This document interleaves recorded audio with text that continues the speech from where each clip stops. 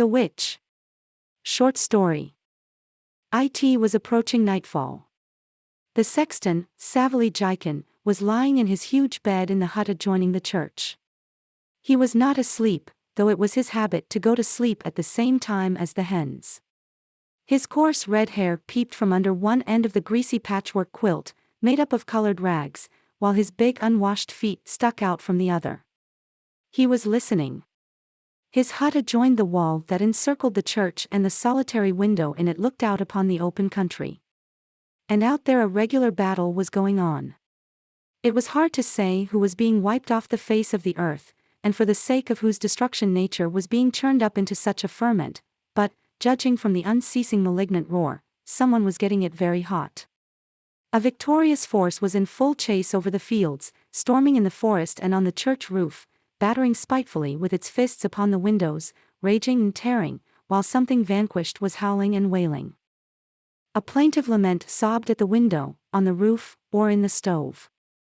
It sounded not like a call for help, but like a cry of misery, a consciousness that it was too late, that there was no salvation. The snowdrifts were covered with a thin coating of ice, tears quivered on them and on the trees, a dark slush of mud and melting snow flowed along the roads and paths. In short, it was thawing, but through the dark night the heavens failed to see it, and flung flakes of fresh snow upon the melting earth at a terrific rate.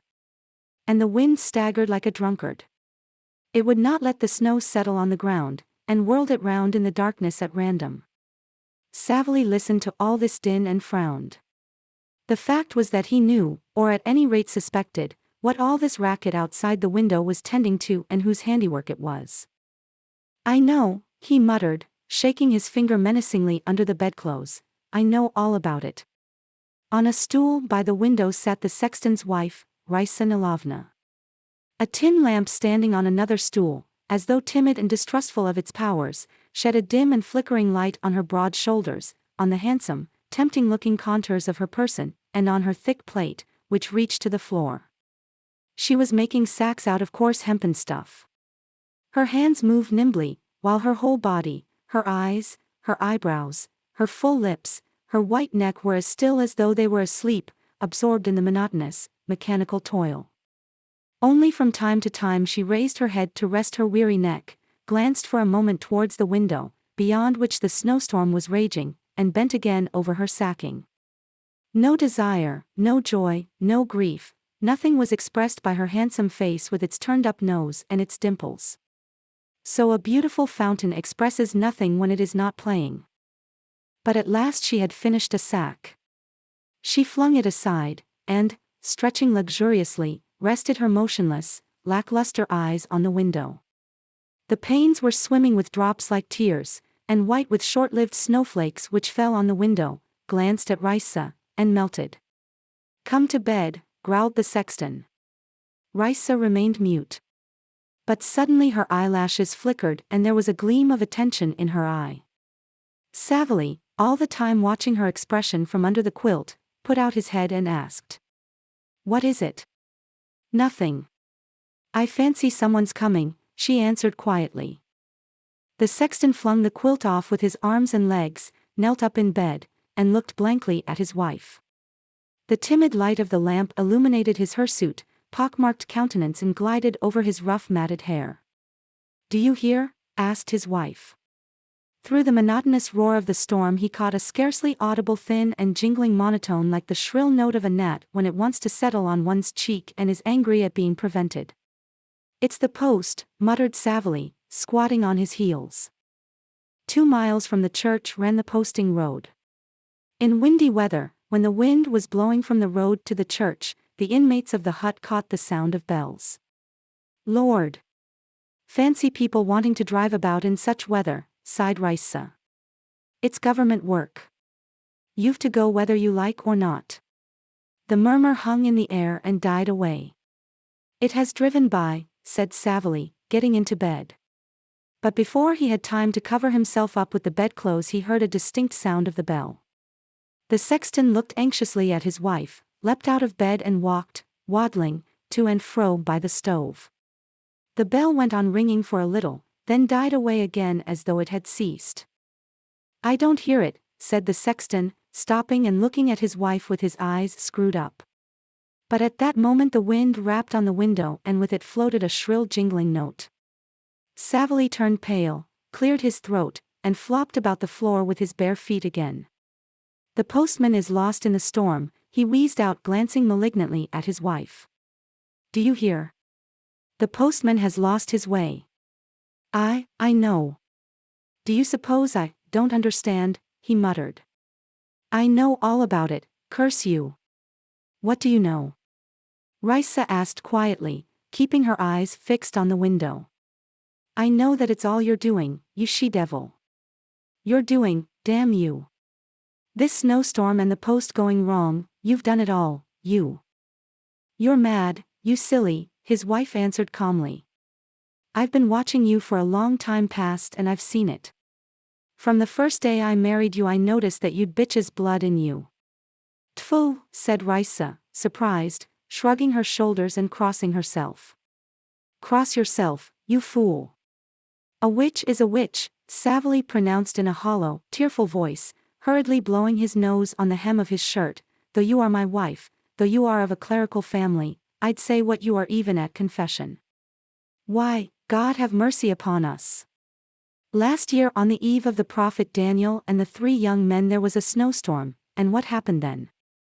The mechanic came in to warm himself. Then on St. Alexei's Day the ice broke on the river and the district policeman turned up, and he was chatting with you all night. The damned brute. And when he came out in the morning and I looked at him, he had rings under his eyes and his cheeks were hollow. During the August fast there were 2 storms and each time the huntsman turned up. I saw it all, damn him. Oh, she is redder than a crab now, aha. You didn't see anything. Didn't I? And this winter before Christmas on the day of the 10 martyrs of Crete, when the storm lasted for a whole day and night, do you remember, the marshal's clerk was lost and turned up here, the hound. Tfu. To be tempted by the clerk. It was worth upsetting God's weather for him. A driveling scribbler, not a foot from the ground, pimples all over his mug and his neck awry. If he were good-looking, anyway, but tfu. He is as ugly as Satan. The sexton took breath, wiped his lips and listened. The bell was not to be heard, but the wind banged on the roof, and again there came a tinkle in the darkness. "And it's the same thing now," Savely went on. "It's not for nothing the postman is lost. Blast my eyes if the postman isn't looking for you. Oh, the devil is a good hand at his work, he is a fine one to help. He will turn him round and bring him here. I know, I see. You can't conceal it, you devil's bauble, you heathen wanton. As soon as the storm began I knew what you were up to." "Here's a fool," smiled his wife. "Why, do you suppose, you thickhead, that I make the storm? Grin away. Whether it's your doing or not, I only know that when your blood's on fire there's sure to be bad weather, and when there's bad weather there's bound to be some crazy fellow turning up here. It happens so every time. So it must be you." To be more impressive the sexton put his finger to his forehead, closed his left eye, and said in a sing-song voice. "Oh, the madness. Oh, the unclean Judas. If you really are a human being and not a witch, you ought to think what if he is not the mechanic, or the clerk, or the huntsman, but the devil in their form. Ah. You'd better think of that." "Why, you are stupid, Savely," said his wife, looking at him compassionately. "When father was alive and living here, all sorts of people used to come to him to be cured of the ague, from the village, and the hamlets, and the Armenian settlement. They came almost every day, and no one called them devils. But if anyone once a year comes in bad weather to warm himself, you wonder at it, you silly, and take all sorts of notions into your head at once." His wife's logic touched Savely. He stood with his bare feet wide apart, bent his head, and pondered. He was not firmly convinced yet of the truth of his suspicions, and his wife's genuine and unconcerned tone quite disconcerted him. Yet after a moment's thought he wagged his head and said, "It's not as though they were old men or bandy-legged cripples, it's always young men who want to come for the night. Why is that? And if they only wanted to warm themselves, but they are up to mischief. No, woman, there's no creature in this world as cunning as your female sort. Of real brains you've not an ounce, less than a starling, but for devilish slyness, oh. The Queen of Heaven protect us. There is the postman's bell. When the storm was only beginning I knew all that was in your mind. That's your witchery, you spider. Why do you keep on at me, you heathen? His wife lost her patience at last. Why do you keep sticking to it like pitch? I stick to it because if anything, God forbid, happens tonight. Do you hear? If anything happens tonight, I'll go straight off tomorrow morning to Father Nicodem and tell him all about it. Father Nicodem, I shall say, graciously excuse me, but she is a witch. Why so? Do you want to know why? Certainly. And I shall tell him. And woe to you, woman. Not only at the dread seat of judgment, but in your earthly life you'll be punished, too. It's not for nothing there are prayers in the breviary against your kind. Suddenly there was a knock at the window, so loud and unusual that Savely turned pale and almost dropped backwards with fright. His wife jumped up, and she, too, turned pale. For God's sake, let us come in and get warm, they heard in a trembling deep bass. Who lives here? For mercy's sake. We've lost our way. Who are you? Asked Raisa, afraid to look at the window. The post, answered a second voice. You've succeeded with your devil's tricks, said Savely with a wave of his hand. No mistake, I am right. Well, you'd better look out. The sexton jumped onto the bed in 2 skips, stretched himself on the feather mattress, and sniffing angrily, turned with his face to the wall. Soon he felt a draught of cold air on his back. The door creaked and the tall figure of a man, plastered over with snow from head to foot, appeared in the doorway. Behind him could be seen a second figure as white. Am I to bring in the bags? Asked the second in a hoarse bass voice. You can't leave them there. Saying this, the first figure began untying his hood, but gave it up, and pulling it off impatiently with his cap, angrily flung it near the stove. Then taking off his greatcoat, he threw that down beside it, and, without saying good evening, began pacing up and down the hut. He was a fair-haired, young postman wearing a shabby uniform and black rusty-looking high boots. After warming himself by walking to and fro, he sat down at the table, stretched out his muddy feet towards the sacks and leaned his chin on his fist. His pale face, reddened in places by the cold, still bore vivid traces of the pain and terror he had just been through. Though distorted by anger and bearing traces of recent suffering, physical and moral, it was handsome in spite of the melting snow on the eyebrows, mustaches, and short beard. It's a dog's life, muttered the postman, looking round the walls and seeming hardly able to believe that he was in the warmth. We were nearly lost. If it had not been for your light, I don't know what would have happened. Goodness only knows when it will all be over. There's no end to this dog's life. Where have we come? He asked, dropping his voice and raising his eyes to the sexton's wife. To the Gulyovsky Hill on General Kalinovsky's estate, she answered, startled and blushing. Do you hear, Stepan? The postman turned to the driver, who was wedged in the doorway with a huge mail bag on his shoulders. We've got to Gulyovsky Hill. Yes. We're a long way out. Jerking out these words like a hoarse sigh, the driver went out and soon after returned with another bag, then went out once more and this time brought the postman's sword on a big belt, of the pattern of that long flat blade with which Judith is portrayed by the bedside of Holofernes in cheap woodcuts. Laying the bags along the wall, he went out into the outer room, sat down there and lighted his pipe.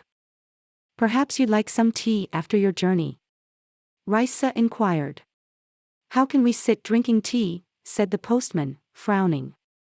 We must make haste and get warm, and then set off, or we shall be late for the mail train. We'll stay 10 minutes and then get on our way. Only be so good as to show us the way.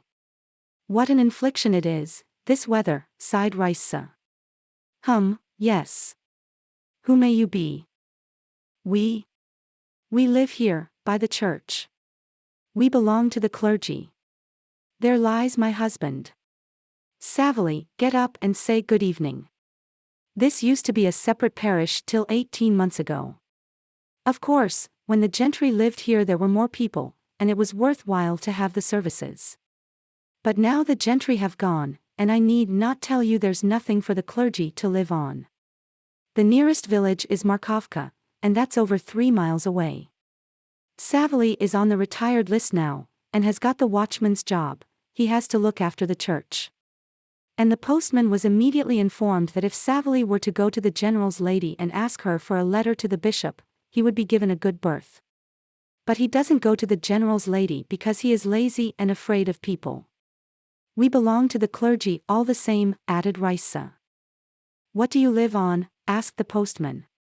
There's a kitchen garden and a meadow belonging to the church. Only we don't get much from that, sighed Raisa.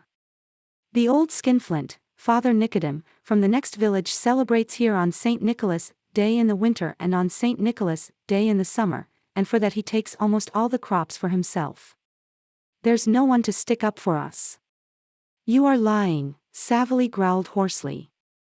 Father Nicodem is a saintly soul, a luminary of the church, and if he does take it, it's the regulation. You've a cross one, said the postman, with a grin. Have you been married long? It was 3 years ago the last Sunday before Lent.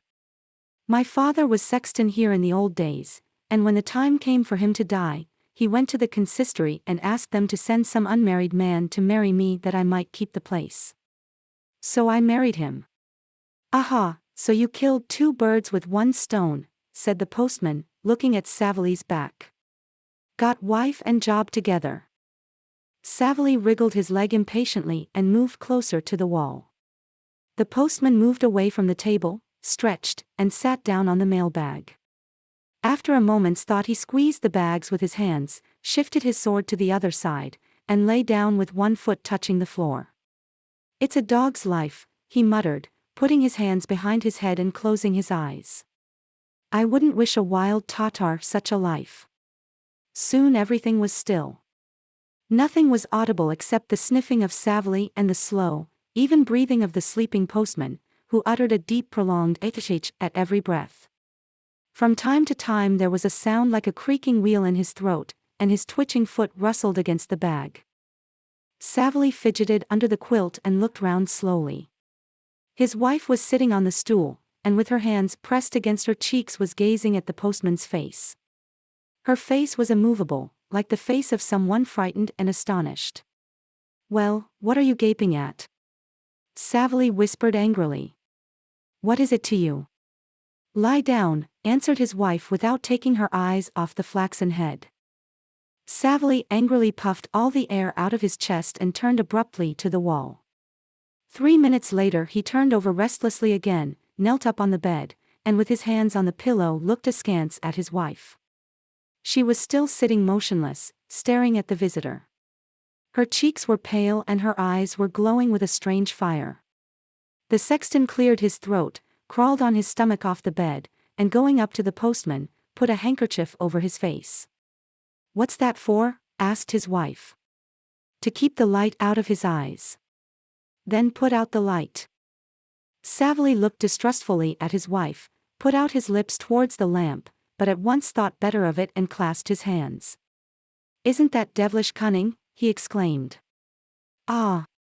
Is there any creature slyer than womankind? Ah, you long-skirted devil, hissed his wife, frowning with vexation. You wait a bit. And settling herself more comfortably, she stared at the postman again. It did not matter to her that his face was covered. She was not so much interested in his face as in his whole appearance, in the novelty of this man. His chest was broad and powerful, his hands were slender and well-formed, and his graceful, muscular legs were much comelier than Savily's stumps. There could be no comparison, in fact. Though I am a long-skirted devil, Savily said after a brief interval, they've no business to sleep here. It's government work, we shall have to answer for keeping them. If you carry the letters, carry them, you can't go to sleep. Hey! You! Savily shouted into the outer room. You, driver. What's your name? Shall I show you the way? Get up, postman mustn't sleep. And Savily, thoroughly roused, ran up to the postman and tugged him by the sleeve. Hey, Your Honor, if you must go, go, and if you don't, it's not the thing. Sleeping won't do. The postman jumped up, sat down, looked with blank eyes round the hut, and lay down again. But when are you going? Savily pattered away. That's what the post is for, to get there in good time, do you hear? I'll take you. The postman opened his eyes. Warmed and relaxed by his first sweet sleep, and not yet quite awake, he saw as through a mist the white neck and the immovable, alluring eyes of the sexton's wife. He closed his eyes and smiled as though he had been dreaming it all. Come, how can you go in such weather? He heard a soft feminine voice. You ought to have a sound sleep and it would do you good. And what about the post? Said Savily anxiously. Who's going to take the post? Are you going to take it, pray, you? The postman opened his eyes again, looked at the play of the dimples on Rice's face, remembered where he was, and understood Savily. The thought that he had to go out into the cold darkness sent a chill shudder all down him, and he winced. I might sleep another 5 minutes, he said, yawning. I shall be late, anyway. We might be just in time, came a voice from the outer room. All days are not alike, the train may be late for a bit of luck. The postman got up, and stretching lazily began putting on his coat. Savily positively neighed with delight when he saw his visitors were getting ready to go. Give us a hand, the driver shouted to him as he lifted up a mailbag. The sexton ran out and helped him drag the post bags into the yard. The postman began undoing the knot in his hood. The sexton's wife gazed into his eyes, and seemed trying to look right into his soul. You ought to have a cup of tea, she said. I wouldn't say no, but, you see, they're getting ready, he assented. We are late, anyway. Do stay, she whispered, dropping her eyes and touching him by the sleeve. The postman got the knot undone at last and flung the hood over his elbow, hesitating. He felt it comfortable standing by Risa. What a neck you've got, Dot. And he touched her neck with 2 fingers. Seeing that she did not resist, he stroked her neck and shoulders. I say, you are. You'd better stay. Have some tea. Where are you putting it? The driver's voice could be heard outside. Lay it crossways. You'd better stay. Hark how the wind howls. And the postman, not yet quite awake, not yet quite able to shake off the intoxicating sleep of youth and fatigue, was suddenly overwhelmed by a desire for the sake of which mailbags, postal trains, and all things in the world, are forgotten. He glanced at the door in a frightened way, as though he wanted to escape or hide himself, seized Risa round the waist, and was just bending over the lamp to put out the light, when he heard the tramp of boots in the outer room, and the driver appeared in the doorway. Savily peeped in over his shoulder. The postman dropped his hands quickly and stood still as though irresolute. It's all ready, said the driver. The postman stood still for a moment, resolutely threw up his head as though waking up completely, and followed the driver out. Risa was left alone. Come, get in and show us the way, she heard. One bell sounded languidly, then another, and the jingling notes in a long delicate chain floated away from the hut. When little by little they had died away, Risa got up and nervously paced to and fro. At first she was pale, then she flushed all over. Her face was contorted with hate, her breathing was tremulous, her eyes gleamed with wild, savage anger, and, pacing up and down as in a cage, she looked like a tigress menaced with red-hot iron.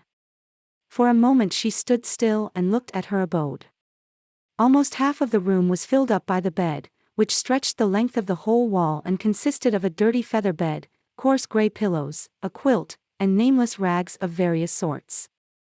The bed was a shapeless ugly mass which suggested the shock of hair that always stood up on Savily's head whenever it occurred to him to oil it. From the bed to the door that led into the cold outer room stretched the dark stove surrounded by pots and hanging clouts. Everything, including the absent Savely himself, was dirty, greasy, and smutty to the last degree, so that it was strange to see a woman's white neck and delicate skin in such surroundings. Raisa ran up to the bed, stretched out her hands as though she wanted to fling it all about, stamp it underfoot, and tear it to shreds. But then, as though frightened by contact with the dirt, she leapt back and began pacing up and down again. When Savely returned 2 hours later, worn out and covered with snow, she was undressed and in bed. Her eyes were closed, but from the slight tremor that ran over her face he guessed that she was not asleep. On his way home he had vowed inwardly to wait till next day and not to touch her, but he could not resist a biting taunt at her. "Your witchery was all in vain, he's gone off," he said, grinning with malignant joy. His wife remained mute, but her chin quivered. Savely undressed slowly, clambered over his wife, and lay down next to the wall. "Tomorrow I'll let Father Nikodem know what sort of wife you are," he muttered, curling himself up. Raisa turned her face to him and her eyes gleamed. "The job's enough for you, and you can look for a wife in the forest, blast you," she said. "I am no wife for you, a clumsy lout, a slug abed, God forgive me. Come, come. Go to sleep." "How miserable I am," sobbed his wife. "If it weren't for you, I might have married a merchant or some gentleman. If it weren't for you, I should love my husband now. And you haven't been buried in the snow, you haven't been frozen on the highroad, you Herod." Raisa cried for a long time. At last she drew a deep sigh and was still. The storm still raged without. Something wailed in the stove, in the chimney, outside the walls, and it seemed to Savely that the wailing was within him, in his ears. This evening had completely confirmed him in his suspicions about his wife. He no longer doubted that his wife, with the aid of the evil one, controlled the winds and the post sledges. But to add to his grief, this mysteriousness, this supernatural, weird power gave the woman beside him a peculiar, incomprehensible charm of which he had not been conscious before.